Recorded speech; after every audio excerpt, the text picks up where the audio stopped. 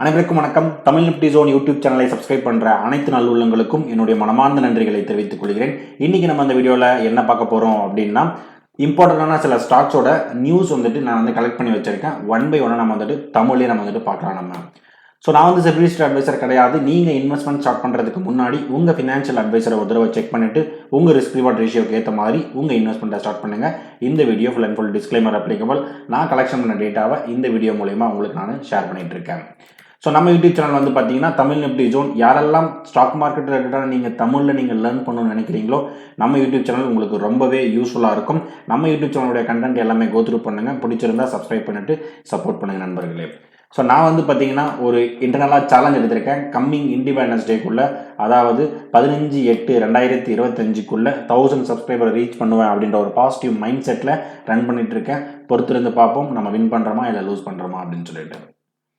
ஓகேங்க. ஸோ இன்றைக்கி நியூஸ் அப்படின்னு பார்க்கும்போது, ஸோ இன்றைக்கி எல்லா கம்பெனிலுமே பார்த்தீங்கன்னா யாரெல்லாம் ப்ரைவேட் செக்டரில் ஒர்க் பண்ணுறீங்களோ அப்படின்னு பார்த்தீங்கன்னா உங்களுக்கு எல்லாமே பார்த்தீங்கன்னா ஒரு டிசிஎஸ் லே ஆஃப் பற்றி உங்களுக்கு அந்த நியூஸ் கண்டிப்பாக தெரிஞ்சிருக்கும்.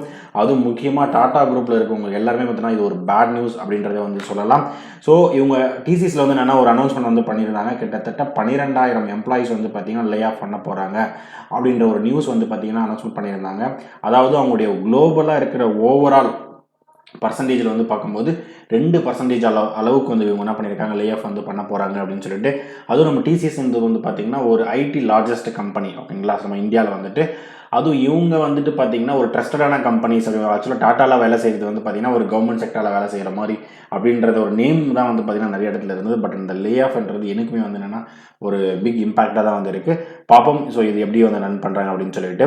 ஸோ ஆக்சுவலாக இந்த லே ஆஃப் பார்த்தீங்கன்னா மிடில் அண்ட் சீனியர் கிரேட்ஸில் இருக்கவங்களுக்கு தான் பார்த்தீங்கன்னா இதோடைய மேஜர் இம்பாக்ட் இருக்கும் அப்படின்றத சொல்கிறாங்க. ஸோ நம்ம சப்ஸ்கிரைபர் நம்ம பீப்புள் யாராவது டிசிஎஸ்ல ஏதாவது ஒர்க் பண்ணியிருந்தீங்கன்னா ஜஸ்ட் என்ன பண்ணுங்கள், உங்களுடைய வியூவில் உங்கள் கம்பெனி எம்ப்ளாயிஸ் எப்படி திங்க் பண்ணுறாங்கன்றதை கமெண்ட் பண்ணுங்கள். ஸோ அதுக்கப்புறம் ஒரு இன்ஃபர்மேஷன் என்னென்னா, பிஎன்சி இன்ஃப்ராடெக் அந்த கம்பெனி பார்த்தீங்கன்னா இன்னைக்கு 3% அளவுக்கு இன்றைக்கி இன்ட்ராடேயில் கெயின் ஆகிருக்கு. ஏன்னா இவங்க ஒரு ஆர்டர் வின் பண்ணியிருக்காங்க. 2,957 கோடி அளவுக்கு இவங்க ஆர்டர் வின் பண்ணியிருக்காங்க. அடுத்ததாக ஏசியன் பெயிண்டோட Q1 ரிசல்ட் பார்த்தீங்கன்னா வந்திருக்கு ஓகேங்களா. ஆக்சுவலாக இது என்னென்னா ரொம்ப எக்ஸ்பெக்ட் பண்ண அளவுக்கு அந்தளவுக்கு பெருசாக இல்லை. நெட் ப்ராஃபிட் பார்த்தீங்கன்னா டிக்ளைன் ஆகிருக்கு. கிட்டத்தட்ட 6% அளவுக்கு, அது சிங்கிள் டிஜிட்டில் பார்த்தீங்கன்னா டிக்ளைன் ஆகிருக்கு.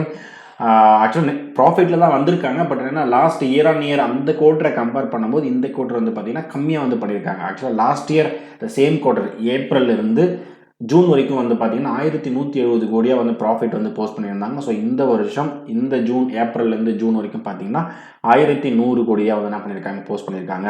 ஸோ ரெவன்யூ பார்த்தீங்கன்னா கிட்டத்தட்ட என்னென்னா அவங்களுடைய இது என்னென்னா ரெடியூஸ் ஆகிருக்கு. ஸோ லாஸ்ட் இயர் பார்க்கும்போது 8,970 கோடியாக இருந்தது. இப்போ 8,939 கோடியாக ரெவன்யூ வந்திருக்கு. ஸோ சாந்தி கோல்டு இன்டர்நேஷனல் ஐபிஓ பார்த்தீங்கன்னா ஸோ இன்றைக்கி நிறைய பேர் அப்ளிகேஷன் பண்ணியிருப்போம்னு நினைக்கிறேன். ஸோ நம்ம யூடியூப் சேனலில் பார்த்தீங்கன்னா ஸ்பெசிஃபிக்காக சாந்தி கோல்டு இன்டர்நேஷனல் ஐபிஓ நம்ம போஸ்ட் பண்ணியிருந்தோம். ஸோ இன்றைக்கி டே 3யோட சப்ஸ்கிரிப்ஷன் முடிஞ்சிருக்கு. ஸோ ஓவரால் பார்த்தீங்கன்னா நல்லாவே ஒரு ரெஸ்பான்ஸ் இருக்குது. 80 டைம்ஸ் பார்த்தீங்கன்னா ஓவரால் நடந்திருக்கு. அதில் ரீட்டைல் கேட்டகரி பார்த்தீங்கன்னா 29 டைம்ஸும், என்ஐஏ கேட்டகரி 151 டைம்ஸும், QAB கேட்டகரி 117 டைம்ஸும் பண்ணியிருக்காங்க. ஸோ நானுமே இதில் என்னென்னா அப்ளிகேஷன் பண்ணியிருக்கேன். ஸோ நீங்கள் யாரெல்லாம் அப்ளிகேஷன் பண்ணியிருக்கீங்க, ஸோ எவ்வளோ கிரே மார்க்கெட் பிரீமியம் ரன் ஆகும் அப்படின்றத ஜஸ்ட் என்ன பண்ணுங்கள், கமெண்ட் பண்ணுங்கள். அடுத்தது அப்கமிங் மெயின் போர்டு ஐபிஓ. ஆக்சுவலாக இந்த வீக் பார்த்தீங்கன்னா ஐபிஓ அள்ளி இறச்சிருக்காங்க. ஸோ ஐபிஓ பார்த்தீங்கன்னா கிட்டத்தட்ட இன்னும் அப்கமிங் மெயின் போர்டு ஐபிஓ மட்டும் சொல்கிறேன். இதில் எஸ்எம்இ ஐபிஓ நான் இன்க்ளூட் பண்ணலை. பட் எஸ்எம்இ ஐபிஓமே நான் நம்ம யூடியூப் சேனலில் நான் கண்டினியூஸாக போஸ்ட் பண்ணிட்டு இருக்கேன். ஸோ இப்போது 29ஆம் தேதியிலிருந்து 31ஆம் தேதி வரைக்கும், ஸோ நெக்ஸ்ட் 3 days பார்த்தீங்கன்னா லக்ஷ்மி இந்தியா ஃபினான்ஸ் அப்படின்ற கம்பெனிஸ் கொடுத்துருக்காங்க. ஸோ இன்னைக்கு as on date 29th July பார்த்தீங்கன்னா இந்த டேட்டா நான் ஐபிஓ வாட்ச் அப்படின்ற ஒரு வெப்சைட்டில் நான் எடுத்திருந்தேன். ஸோ இப்போ வரைக்கும் என்னென்னா கிரே மார்க்கெட் ப்ரீமியம் இல்லை, நியூட்ரலாக தான் இருக்குது. ஆதித்யா இன்ஃபோடெக் பார்த்தீங்கன்னா 29ஆம் தேதியிலிருந்து 31ஆம் தேதி வரைக்கும் இருக்குது. ஸோ 33% அளவுக்கு பார்த்தீங்கன்னா கிரே மார்க்கெட் ப்ரீமியம் ரன் ஆகிட்டு இருக்கு. ஸ்டீல் லோட்டஸ் டெவலப்பர்ஸ் 30ஆம் தேதியிலிருந்து 1ஆம் தேதி வரைக்கும், ஸோ இந்த வீக் புதன்கிழமையிலிருந்து வெள்ளிக்கிழமை வரைக்கும் பார்த்தீங்கன்னா இருக்குது. ஸோ 30% அளவுக்கு பார்த்தீங்கன்னா கிரே மார்க்கெட் ப்ரீமியம் இருக்குது. என்எஸ்டிஎல், ஸோ எல்லாரும் எதிர்பார்த்துட்டு என்எஸ்டிஎல் நம்ம வீடியோவுமே தனியாக செப்பரேட்டாக போட்டிருக்கோம். ஸோ என்எஸ்டிஎல் பார்த்தீங்கன்னா 17% அளவுக்கு பார்த்தீங்கன்னா கிரே மார்க்கெட் ப்ரீமியம் ரன் ஆகிட்டு இருக்கு. எம்என்பி இன்ஜினியரிங் இந்த கம்பெனிஸ் 30ஆம் தேதியிலிருந்து 1ஆம் தேதி வரைக்கும் போயிட்டுருக்கு. ஸோ 9.35% அளவுக்கு கிரே மார்க்கெட் ப்ரீமியம் இருக்குது. ஹைவே இன்ஃப்ராஸ்ட்ரக்சர் கிட்டத்தட்ட 37%. ஸோ இது வந்து பார்த்தீங்கன்னா நெக்ஸ்ட் வீக் வந்து பார்த்தீங்கன்னா இந்த ஐபிஓ வந்துட்டு ஓப்பன் பண்ணுறாங்க. ஸோ இந்த ஐபிஓவில் நீங்கள் எந்த ஐபிஓக்கு வந்து ஃபஸ்ட் பீரியட் வந்து கொடுக்க போகிறீங்க, எந்த இதுக்கு வந்து பார்த்தீங்கன்னா அப்ளிகேஷன் நிறைய பண்ண போகிறீங்க அப்படின்றது ஜஸ்ட் உங்கள் பிளான் வந்துட்டு கமெண்ட் பண்ணுங்கள். என்எஸ்சி இந்தியா இந்த கம்பெனி வந்து பார்த்தீங்கன்னா லிஸ்ட் ஆகலை. ஸோ இவங்களுடைய Q1 ரிசல்ட் வந்து பார்த்தீங்கன்னா அனௌன்ஸ்மெண்ட் பண்ணியிருந்தாங்க. ஸோ நெட் ப்ராஃபிட் வந்துட்டு ஓவராலாக 10% வந்து பார்த்தீங்கன்னா இன்க்ரீஸ் பண்ணியிருக்காங்க. ஸோ 2924 கோடி அளவுக்கு இவங்க வந்துட்டு போஸ்ட் பண்ணியிருக்காங்க இவங்களுடைய நெட் ப்ராஃபிட். டோட்டல் இன்கம் இவங்ககிட்ட 9% அளவுக்கு இவங்க பார்த்தீங்கன்னா க்ரோ பண்ணியிருக்காங்க. ஸோ லாஸ்ட் குவார்ட்டர் அப்படின்னு பார்க்கும்போது பார்த்தீங்கன்னா ஜனவரியிலிருந்து மார்ச் வரைக்கும் 4397 கோடியாக இருந்தது. ஸோ இப்போ 4798 கோடியாக வந்து பார்த்தீங்கன்னா இன்க்ரீஸ் ஆகிருக்காங்க அப்படின்றத சொல்கிறாங்க. ஸோ அதுக்கப்புறம் வாரே எனர்ஜிஸ் இந்த கம்பெனியோட இன்னைக்கு இன்ட்ராடேயில் கிட்டத்தட்ட 5% அளவுக்கு வந்து பார்த்தீங்கன்னா இன்க்ரீஸ் பண்ணியிருக்காங்க. ஸோ எதனால் அப்படின்னு பார்க்கும்போது இவங்க நெட் ப்ராஃபிட் வந்துட்டு கிட்டத்தட்ட 745 கோடியாக வந்து பார்த்தீங்கன்னா இன்க்ரீஸ் ஆகிருக்கு இந்த லாஸ்ட் வந்ததுனால Q1 வந்துட்டு. ஸோ அதுக்கப்புறம் அதானி பவர் ஷேர்ஸ் ஓகேங்களா. ஸோ இது எல்லாருமே அதானி இந்த ஷேர்ஸ் யாரெல்லாம் வச்சிருக்கீங்களோ ஒரு பாசிட்டிவ் நியூஸ் வந்துட்டு. ஏன்னா வந்து பார்த்தீங்கன்னா அதானி ஷேர்ஸ் வந்து பார்த்தீங்கன்னா கிட்டத்தட்ட 4% வரைக்கும் இன்றைக்கி இன்ட்ராடேயில் வந்து என்னென்னா ஏறி இருந்தது. ஸோ எதனால் அப்படின்னு பார்க்கும்போது இவங்க வந்து ஸ்டாக் ஸ்ப்ளிட் பண்ணலாம் அப்படின்ற ஒரு டிசிஷன் வந்து பார்த்தீங்கன்னா August 1 அன்னைக்கு இவங்க ஜூன் குவார்ட்டர் ரிசல்ட் வந்து அனௌன்ஸ்மெண்ட் பண்ண போகிறாங்க. அந்த அனௌன்ஸ்மெண்ட்டில் ஸ்டாக் ஸ்ப்ளிட்டும் இருக்கிறதுக்கான நிறைய சான்ஸ் இருக்குன்ற ஒரு நியூஸ் வந்து இருந்தது. ஸோ அதனால் இன்றைக்கி இன்ட்ராடேயில் 4% அளவுக்கு ஏறி இருக்கு. ஸோ பாரத் எலக்ட்ரானிக்ஸ் இன்னைக்கு இந்த கம்பெனிஸ் வந்து பார்த்தீங்கன்னா மார்னிங் செஷனில் 3% அளவுக்கு என்னென்னா டவுன் ட்ரெண்டில் போயிட்டு அதுக்கப்புறம் லேட்டராக வந்து என்னென்னா ரெக்கவர் ஆகிருக்கு. ஏன்னா என்னுடைய குவார்ட்டர் ரிசல்ட் வந்து ரிலீஸ் பண்ணியிருந்தாங்க. கிட்டத்தட்ட நெட் ப்ராஃபிட் பார்க்கும்போது 969 கோடி அளவுக்கு இந்த குவார்ட்டரில் வந்து ரிலீஸ் பண்ணியிருக்காங்க. ஸோ லாஸ்ட் இயர் குவார்ட்டரை கம்பேர் பண்ணும்போது 25% அளவுக்கு இவங்க வந்து இன்க்ரீஸ் ஆயிருக்காங்க. ஸோ லாஸ்ட் இயர் பார்க்கும்போது 776 கோடி. ஸோ இந்த இயர் பார்க்கும்போது 969 கோடி.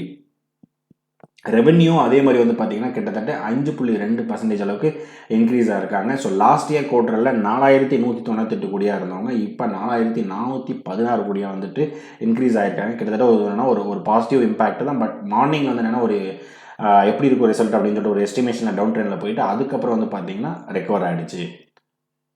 அதுக்கப்புறம் டிஃபென்ஸ் ஷேர்ஸ் எல்லாமே வந்து பார்த்தீங்கன்னா ஆக்சுவலாக டிஃபென்ஸ் இண்டெக்ஸை நீங்கள் வந்து எடுத்து பார்த்தீங்கன்னா கிட்டத்தட்ட லாஸ்ட் ஒரு 4-5 நாளாகவே டவுன் ட்ரெண்டில் தான் வந்து போயிட்டுருக்கு. ஏன்னா ரிசல்ட் வந்து கண்டினியூஸாக வந்து என்னென்னா வந்துட்டுருக்கு. ஸோ கிட்டத்தட்ட டிஃபென்ஸ் ஷேர்ஸ் வந்து பார்த்தீங்கன்னா ஆல்மோஸ்ட் ஓவராலாக பார்க்கும்போது வந்து பார்த்தீங்கன்னா 6% அளவுக்கு இன்றைக்கி வந்து என்னென்னா டவுன் ட்ரெண்டில் தான் போயிருக்கு. ஸோ மேஜர் இம்பாக்ட் என்னென்ன கம்பெனி அப்படின்னு பார்த்தீங்கன்னா Mazagon tech and Paras defence. So இதனால இந்த Q1 ரிசல்ட்னால வந்து வந்துட்டுருக்கு. ஸோ யாரெல்லாம் டிஃபென்ஸ் ஸ்டாக்கில் நீங்கள் வந்து ஹோல்டு பண்ணிவிட்டு இப்போ ப்ராஃபிட் புக்கிங் பண்ணிட்டீங்க அப்படின்றத ஜஸ்ட் வந்து கமெண்ட் பண்ணுங்கள். டொரண்ட் ஃபார்மா இவங்க வந்து பார்த்தீங்கன்னா JB கெமிக்கல்ஸ் பாராமெடிக்கல். ஸோ இந்த கம்பெனியோடைய ஸ்டேக் வந்து இவங்க என்ன பண்ணுறாங்க இன்க்ரீஸ் பண்ணுறாங்க. ஆல்ரெடி இவங்க வந்து ஸ்டேக் வச்சுருந்தாங்க. ஸோ இப்போ திருப்பி வந்து பார்த்தீங்கன்னா 2.41% வந்து என்ன பண்ணுறாங்க இவங்க அடிஷ்னல் ஷேர்ஸ் வந்து இவங்க வந்து அக்வயர் பண்ண போகிறாங்க. இதனுடைய ஒர்த் வந்து பார்த்தீங்கன்னா 620 கோடி அளவுக்கு இவங்க ஒர்த் வச்சுருக்காங்க. அடுத்ததாக GNG எலக்ட்ரானிக்ஸ் ஓகேங்களா. ஸோ இந்த GNG எலக்ட்ரானிக்ஸ் வந்து பார்த்தீங்கன்னா ஆக்சுவலாக இன்னைக்கு நேற்று லேட் நைட் நினைக்கிறேன். ஸோ நேற்று லேட் நைட் வந்து பார்த்தீங்கன்னா இவங்களுடைய சப்ஸ்கிரிப்ஷன் பண்ணது எல்லாமே வந்து பார்த்தீங்கன்னா IPO அலாட்மெண்ட் ரிலீஸ் வந்து பண்ணியிருந்தாங்க. ஸோ நானுமே வந்து IPO அலாட்மெண்ட் பண்ணியிருந்தேன். பட் ஆனால் எனக்குமே அலாட்மெண்ட் வந்து கிடைக்கல. பட் யார் யாருக்குலாம் நம்ம சப்ஸ்கிரிப்ஷன் எல்லாருமே கிடைச்சிருக்குன்றது ஜஸ்ட் வந்து கமெண்ட் பண்ணுங்கள். ஸோ நாளைக்கு வந்து 10 மணிக்கு ஜூலை 30 10 மணிக்கு IPO வந்து என்னென்னா லிஸ்ட் ஆக போகுது. கிட்டத்தட்ட 25% லிஸ்டிங் கெயின் இருக்கிறதுக்கான சான்சஸ் இருக்குது அப்படின்றத வந்து சொல்கிறாங்க. ஸோ அப்கமிங் ரிசல்ட் ஓகேங்களா. ஸோ 30/7/2025 மேஜர் நிறைய கம்பெனிஸ் வந்து பார்த்தீங்கன்னா ரிசல்ட் வந்து கொடுக்க போகிறாங்க. அதில் இம்பார்ட்டண்டான ஸ்டாக்ஸ் வந்து ஜஸ்ட் இங்கே வந்து மென்ஷன் பண்ணியிருக்கேன்.